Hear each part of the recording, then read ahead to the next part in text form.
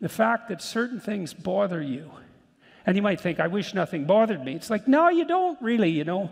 Because if nothing bothered you, in some sense, that would be the same thing as not caring about anything. It actually turns out to be the case that the things that bug you are the things that you care about when they go wrong. And so then, this is a really useful question to ask yourself, you know, because you might be observing the political landscape and you think, that really bugs me. And maybe you annoy the hell out of your friends and your enemies and even yourself by, you know, being obsessively concerned about that thing that bugs you. And then you might ask yourself, well, why does that bug you? Because there's like a million things that could, in principle, bother you. And, you know, maybe you're one of those people that has a million things bothering you, but probably not. There's more things that don't bother you than that do bother you, because there's a lot of things. And if everything bothered you, you'd just die. All right, so there's very selective things that bother you, and it's very interesting because in some sense they choose you.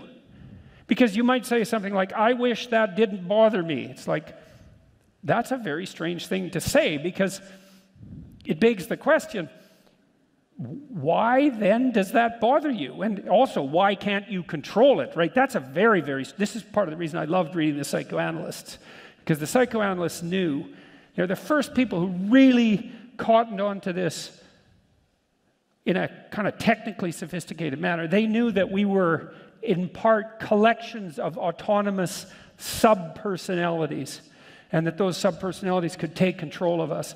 And that's really what happens when something bugs you. It's something autonomous that has a will and an agency, takes control of you, and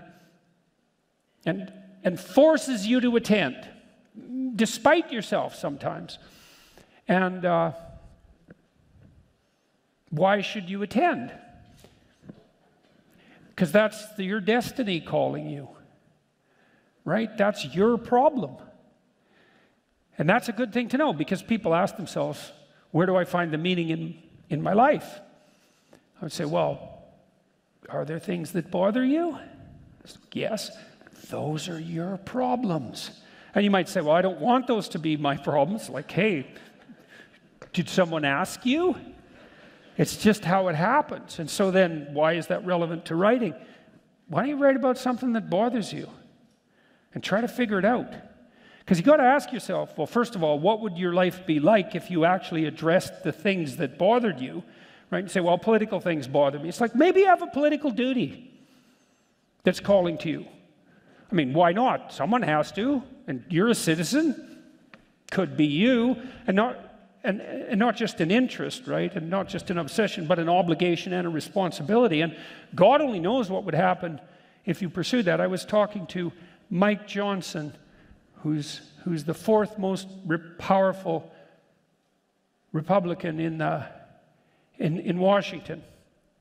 About 3 days ago, we were talking about the potential for young people to be involved in the political sphere. And in our culture, appallingly, most youth involvement comes in the form of protest. And that's the fault of the idiot universities, as far as I can tell, because basically what students are taught is that if something bothers them, which it might, then they should protest about it. It's like, well, you could do something about it instead of complaining about the people who are doing something.